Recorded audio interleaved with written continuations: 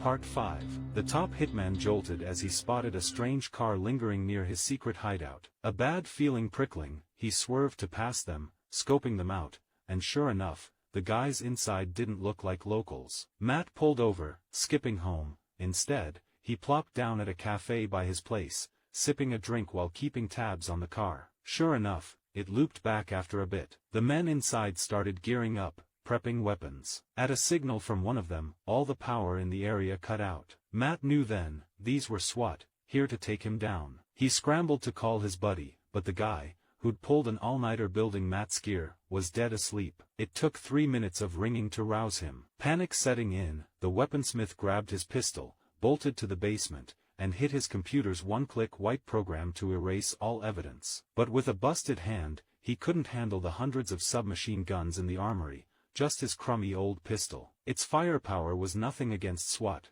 They closed in, step by step. A sharp female agent shot at the ceiling, using the debris to blind him, then charged in, slapping cuffs on him.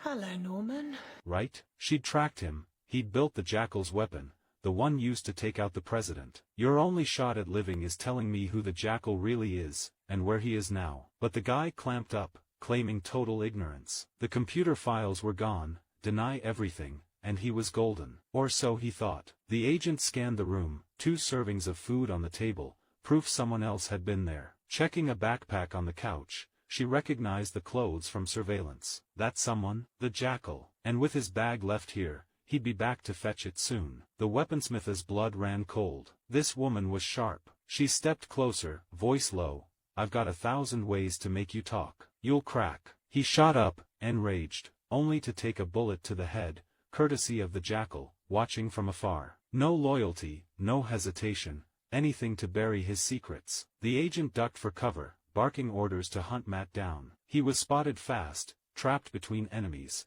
until he spun, hopped on a nearby white horse, and bolted. Fucking horse.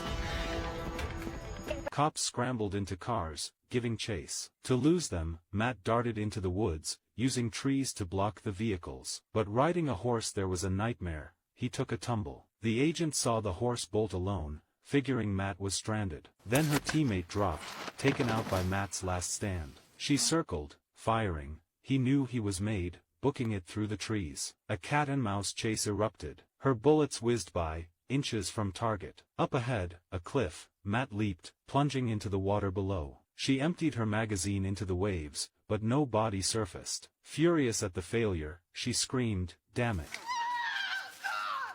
Matt stayed submerged until he reached safer waters, exhausted. Crawling ashore, he snuck into a farmhouse barn, stashing his gear to rest. But mid-sleep, a shotgun pressed to his forehead. Even top hitmen go soft when drained.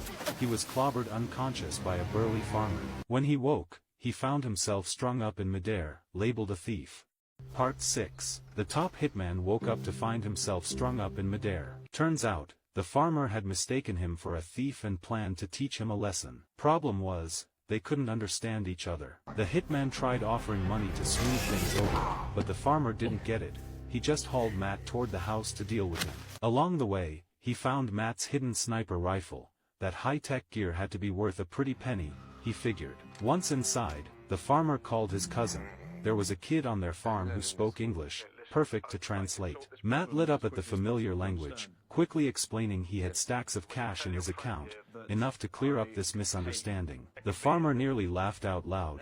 Looks like he'd caught a cash cow. Little did he know, he'd crossed a stone-cold killer. The cousin, with his crew, hurried to the farm. But weirdly, the road was lined with cops, who asked if they'd seen a suspicious foreigner, someone wanted by the law. The two exchanged a look. Must be the guy the farmer caught. The cousin lied, saying they hadn't seen anyone, and once they were past, grins spread across their faces. A wanted man? He'd probably have plenty of cash. The farmer, munching on bread, offered some to Matt, who looked at it like it was garbage. That ticked the farmer off. How dare he scoff at his bread? He shoveled it at Matt's mouth.